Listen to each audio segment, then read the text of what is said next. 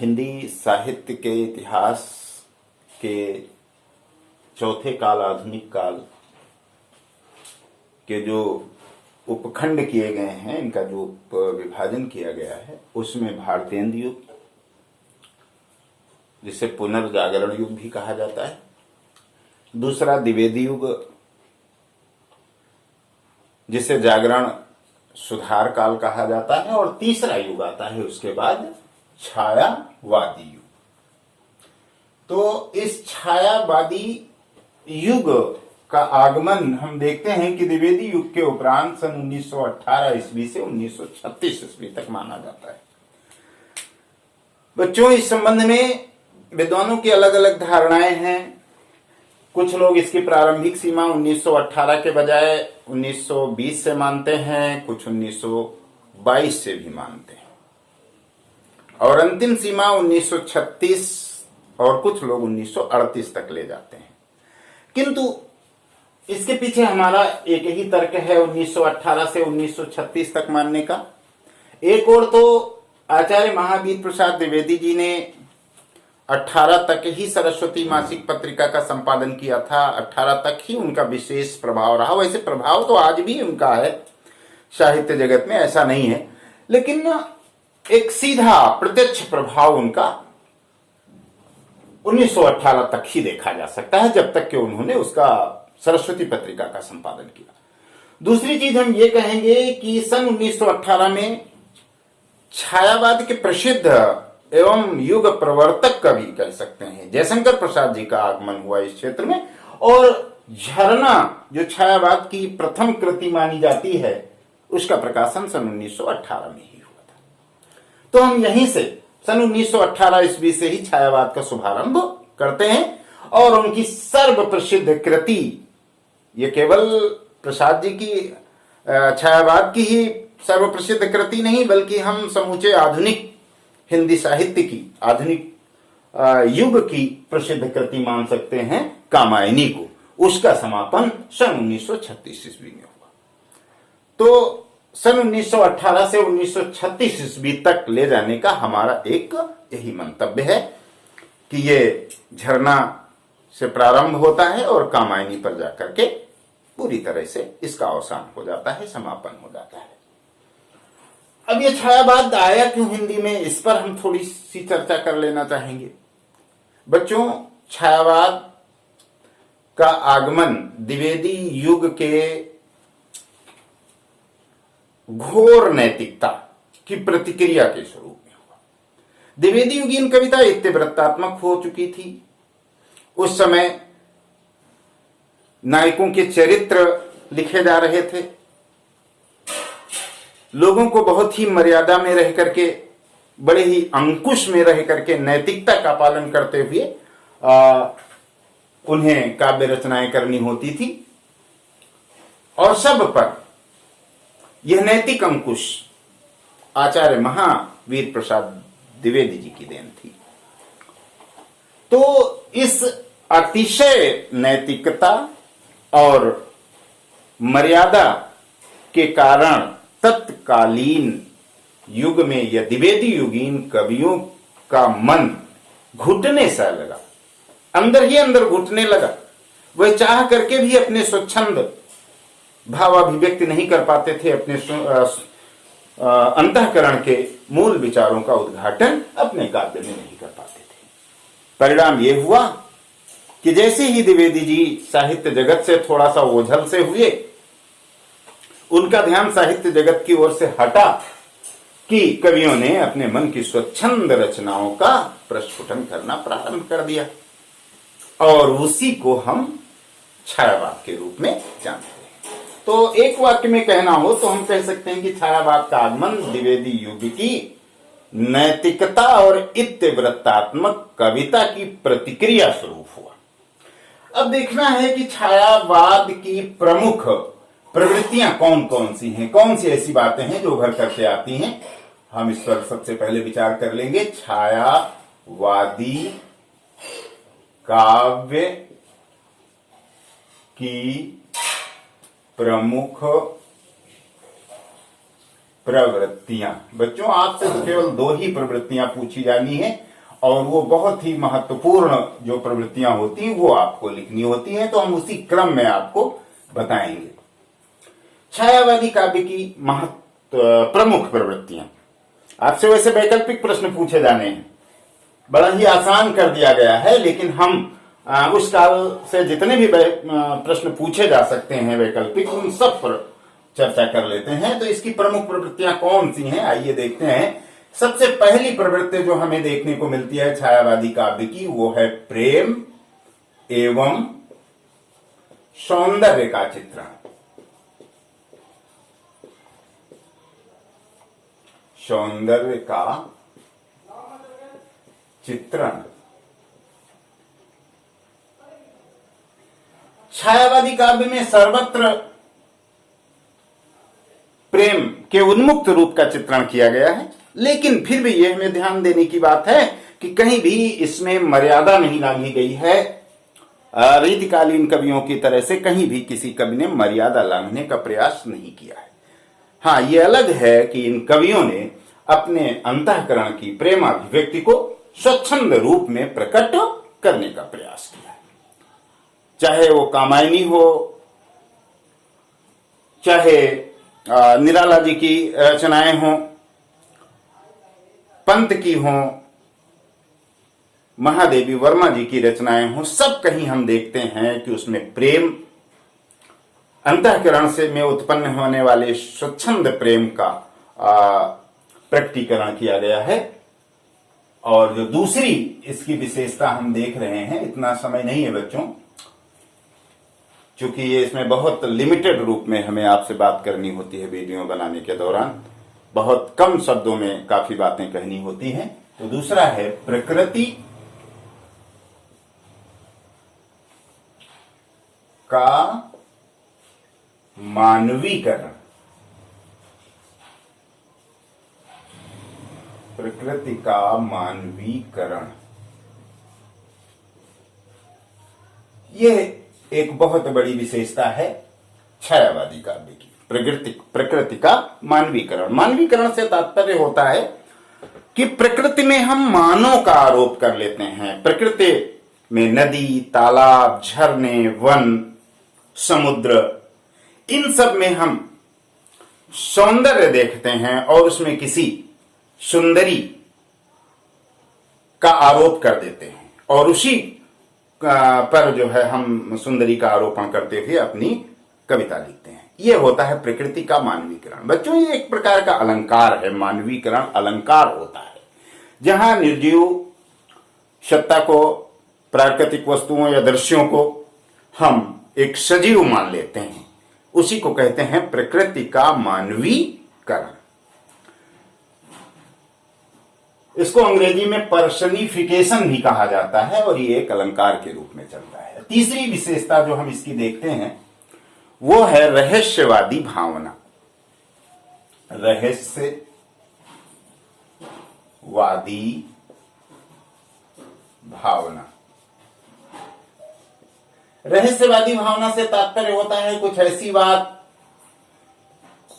जो पूरी तरह से स्पष्ट नहीं हो पाती। स्पष्ट तो होती है, लेकिन उसे कवि और विचारक ही अपने अंतःकरण में जानते हैं कि वो क्या कहना चाह रहे हैं।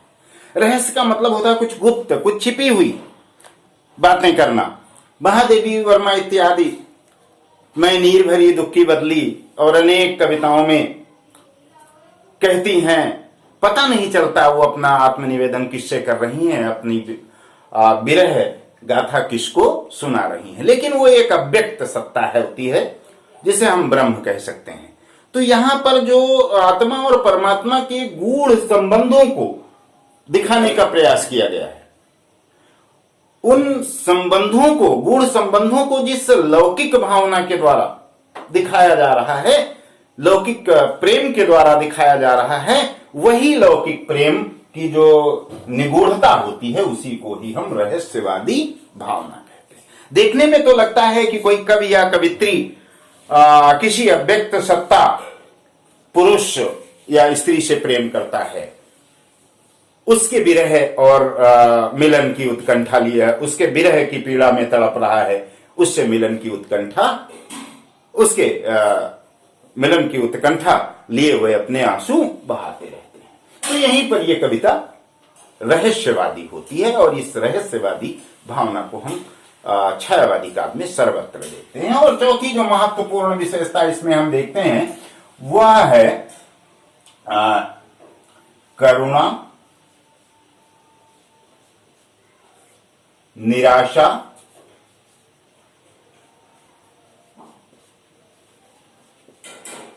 एवं वेदना की प्रधानता। वेदना की प्रधानता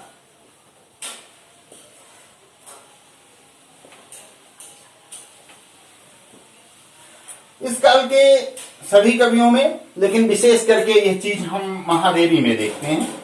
वो बुद्ध की करुणा को ही लेकर के आगे बढ़ती हैं। उनके काव्य में जगह जगह पर निराशा, करुणा और वेदना दिखाई पड़ती है। यह बात केवल महादेवी में ही नहीं, जयशंकर प्रसाद की आंसू में भी देखी जा सकती है, महादेवी की भी अनेक रचनाओं में देखी जा सकती है। तो यह करुणा, निराशा और वेदना इस काव्य में भरे पड़े हैं। कवि अपने अंतःकरण की घुटन, अपनी निराशा, अपनी वेदना, प्रियतम से न मिलने का जो क्षोभ है उसका, ये प्रियतम कौन है? हम ये देखें तो वास्तव में छायावादी कवियों का जीवन भी बड़ा दुष्कर रहा है। अगर हम पंत को लेते हैं तो पंत तो खैर आजीवन अविवाहित ही रहे, लेकिन प्रसाद जी की 2-2, 3-3 पत्नियों का असमय निधन हो जाना, उनके ऊपर पहाड़ टूट पड़ता है और वही पीड़ा उनके हृदय से बह निकलती है। महादेवी जी को देखें तो उनका जीवन भी किसी सन्यासिनी से कम नहीं। विवाह के कुछ ही समय के उपरांत महादेवी जी एक तरह से कह सकते हैं कि परित्यक्त हो गई। खैर, इसके हम गहराई में नहीं जाएंगे कि उसकी परित्यक्तता का कारण क्या था, ये विशेष आप देखते भी नहीं है। लेकिन उनके अंदर भी कहीं ना कहीं ये प्रियतम के विछोह की, पति के लौकिक प्रेम के विछोह की जो पीड़ा थी, वो धीरे धीरे पारलौकिक में बदलती हुई दिखाई देती है। उसी प्रिय से मिलन की अभिलाषा और तड़प में वो हमेशा रुदन करती हुई दिखाई देती हैं अपने काव्य में। तो महादेवी को ले लें, चाहे जयशंकर प्रसाद को ले लें, चाहे पंत को ले लें, और इतना ही नहीं, छायावादी कवि निराला जी की जीवन की घटना भी कुछ इससे कम नहीं। वह भी अपनी पुत्री के वियोग में सरोज स्मृति के रूप में जो शोक गीत लिखा है, उसमें भी उनकी पीड़ा देखने को मिलती है। तो इस तरह से अगर हम देखें कि छायावादी काव्य क्या है, तो हम देखते हैं, पाते हैं कि इसमें सर्वत्र करुणा, निराशा एवं वेदना ही हमें दिखाई देती है। और पांचवी जो इसकी प्रमुख विशेषता हो सकती है वो है दार्शनिकता।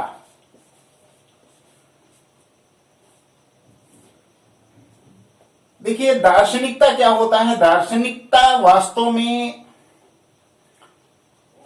ये माया, जीव, ब्रह्म, जहां कहीं इनका विवेचन होता है व्यक्ति या व्यक्त रूप से, उस सब को दार्शनिक कहा जाता है। यह संस्कृत की दृश्य धातु से बना है, जिसका तात्पर्य होता है देखना।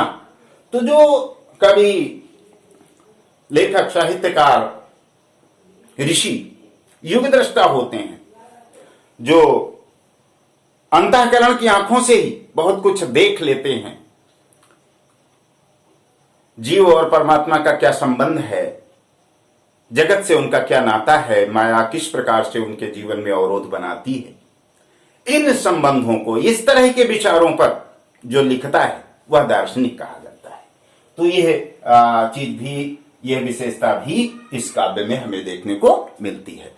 और एक बात अगर लें तो ये देश प्रेम का स्वर भी इसमें है। देश प्रेम का स्वर, यह स्वर विशेष करके हमें पंत और प्रसाद जी की रचनाओं में मिलता है। ये भले ही काव्य में ना हो, लेकिन इनके नाटकों में हम देख सकते हैं, अरुण यह मधुमय देश हमारा, जहां पहुंच अनजान क्षितिज को मिलता एक सहारा। इन कविताओं में हम देख सकते हैं कि यहाँ पर प्रसाद जी का देश प्रेम फूट पड़ा है। हिमाद्रि तुंग संग से प्रबुद्ध शुद्ध भारती, इन सब में आप देख सकते हैं कि प्रसाद जी भी उनके रचनाओं में देश प्रेम का स्वर उभर करके सामने आता है। अगली विशेषता अगर हम लें तो ये अतीत गौरव का क्या कह सकते हैं, चित्रण हो सकता है। अतीत गौरव का चित्रण, तो इतनी बातें हम इसमें ले रहे हैं। यह हमारी प्राचीन सांस्कृतिक जो गौरव था, हमारा पुराना जो गौरव था, उसको अतीत की उन सुंदर सांस्कृतिक झांकी को आधुनिक संदर्भ में देखने का प्रयास किया गया। ये काफी कुछ गद्य में प्रसाद जी के नाटकों में भी देखने को मिलता है और काव्य में भी देखने को मिलता है। तो ये हमारी छायावाद की प्रमुख प्रवृत्तियां होगी। इन सभी प्रवृत्तियों को आप क्रम से नोट कर लेंगे और इन्हें ध्यान भी रखेंगे कि कौन सी प्रवृत्ति किस युग की है। बहुत सी प्रवृत्तियां तो ऐसी हैं जो एक से अधिक युगों में भी देखने को मिलती हैं।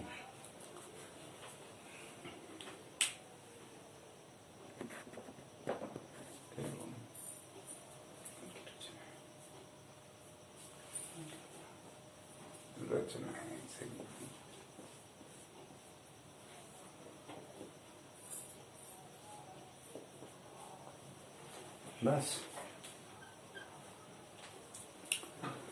तो बच्चों, प्रवृत्तियों के बाद अब हम छायावादी काव्य के जो प्रमुख कवि हैं एवं कवियों के द्वारा रची गई रचनाएं हैं, लिखी गई रचनाएं हैं, उन पर चर्चा करेंगे। ये प्रमुख कवि कौन हैं? आप बहुत पहले से इनको पढ़ते चले आ रहे हैं, इसलिए कोई नए नहीं है। जयशंकर प्रसाद, सूर्यकांत त्रिपाठी निराला, सुमित्रानंदन पंत, महादेवी वर्मा, यही चार इसके स्तंभ हैं। इन चार स्तंभों में हम इन सभी कवियों की रचनाएं लेंगे, कवियों का नाम लिखेंगे और उनकी रचनाएं। इन सभी कवियों को भी आप लोग ध्यान से देखेंगे कि इनकी रचनाएं कौन सी हैं और कवियों के नाम भी याद रखिएगा। तो पहला कवि इसमें हम लेते हैं युग प्रवर्तक कवि जयशंकर प्रसाद जी को। जयशंकर प्रसाद, इनके बारे में वैसे तो हम बता ही चुके हैं, इनकी रचनाओं को भी बीच बीच बोलते रहे, लेकिन फिर भी यहां पर हम लिख देते हैं। इनका अच्छे कीर्ति का जो सबसे बड़ा प्रमाण है वह है कामायनी। कामायनी, आंसू, झरना, आंसू, झरना और लहर, ये ज्यादा पूछी जाती हैं। वैसे और भी इनकी रचनाएं हैं, प्रेम पथिक है, लेकिन उनको हम ज्यादा यहाँ पर स्थान नहीं है इसलिए नहीं दे रहे हैं। तो कामायनी आप जानते हैं महाकाव्य है, आधुनिक युग का एक तरह से कह सकते हैं सर्वश्रेष्ठ महाकाव्य है। आंसू इनके अंतरतम की पीड़ा को व्यक्त करने वाला काव्य है। झरना, लहर, यह सब जयशंकर प्रसाद जी के छायावादी काव्य हैं। दूसरे कवियों में अगर हम लें तो लेते हैं सुमित्रानंदन पंत जी को। सुमित्रानंदन पंत थे, इनकी प्रमुख रचनाओं को हमने यहां पर लिया है और ये विशेष करके वह रचनाएं हैं जो छायावाद से संबंध है। हम देखते हैं कि कुछ कवि एक से अधिक युगों या कालों तक उनकी परंपरा चलती रहती है, निरंतरता चलती रहती है और हर युग में वो अपने आप को ढाल रहते हैं। सुमित्रानंदन पंत भी बिल्कुल उसी प्रकार से हैं। इनकी वीणा, ग्रंथि, पल्लव, गुंजन, ग्राम्या, चिदंबरा और लोकायतन, ये प्रमुख रचनाएं हैं जिनको हम छायावादी काव्य के अंतर्गत रख सकते हैं। बच्चों, एक रचना को हमने यहां पर अंडरलाइन किया है, चिदंबरा। यह चिदंबरा इनकी बहुत प्रसिद्ध रचना है। इसी रचना पर इन्हें ज्ञान पीठ पुरस्कार मिला है। ध्यान रखिए, कभी कभी पूछा जाता है कि पंत जी की किस रचना पर ज्ञानपीठ पुरस्कार मिला था, तो आपका उत्तर होगा चिदंबरम। तीसरे कवि के रूप में देखें तो सूर्यकांत त्रिपाठी निराला जी हैं। यह भी युग के साथ बदलते रहे हैं। छायावाद के बाद ये प्रगतिवादी हो गए हैं, तो हमने विशेष करके छायावादी रचनाओं को ही लिया है। वह है परिमल, गीतिका, अनामिका और तुलसीदास। एक इनका शोक गीत भी है, हम पहले भी बता चुके हैं, सरोज स्मृति, जो इन्होंने अपनी पुत्री की मृत्यु के उपरांत लिखा था। महादेवी वर्मा इसकी चौथी और प्रमुख कवित्री हैं। निहार, रश्मि, नीरजा, सांदगी, दीपशिखा और यामा इनकी प्रसिद्ध रचनाएं। ये सभी रचनाएं प्रतीकात्मक हैं। निहार जहां सुबह का भोर का प्रतीक है, रश्मि सूर्योदय का प्रतीक है, तो नीरजा कमल खिलने का प्रतीक है। तो जीवन में ये अवस्थाएं आती हैं, भोर होता है, जीवन सुनहला होता है, किरणों से, सुनहली किरणों से भर जाता है, कमल की मुस्कान जीवन में आती है और फिर शांत समय आ जाता है संध्या बेला में। दीपशिखा, जब दीपक जलने का समय होता है, सांध्य का प्रतीक है, और यामा रात्रि का प्रतीक है। इस यामा को भी चिन्हित किया गया, अंडरलाइन किया गया। यामा भी महादेवी वर्मा की बहुप्रसिद्ध रचना है और इस पर भी ज्ञानपीठ पुरस्कार मिला है। तो ये छायावाद के दो कवि ऐसे थे, सुमित्रानंद पंत और महादेवी वर्मा, जिन्हें ज्ञानपीठ पुरस्कार दिया गया है। तो इन रचनाओं को आप लोगों को ध्यान रखना है। इसके अलावा कुछ अन्य कवि भी हैं, लेकिन हम यहाँ छायावाद के 4 स्तंभों की ही चर्चा करना पर्याप्त समझते हैं, क्योंकि इसी से काफी कुछ पूछा जाता है। अन्य कवि में राम कुमार वर्मा, भगवती चरण वर्मा, नरेंद्र शर्मा, बालकृष्ण शर्मा, नवीन आदि आते हैं, लेकिन इनका बहुत हम वो नहीं देखते हैं, ज्यादा पूछे नहीं जाते हैं। कभी कभी अन्य कवि कौन से हैं पूछ लिया जाता है। तो बच्चों, आज के वीडियो में बस यहीं तक। धन्यवाद, आगे फिर मिलेंगे।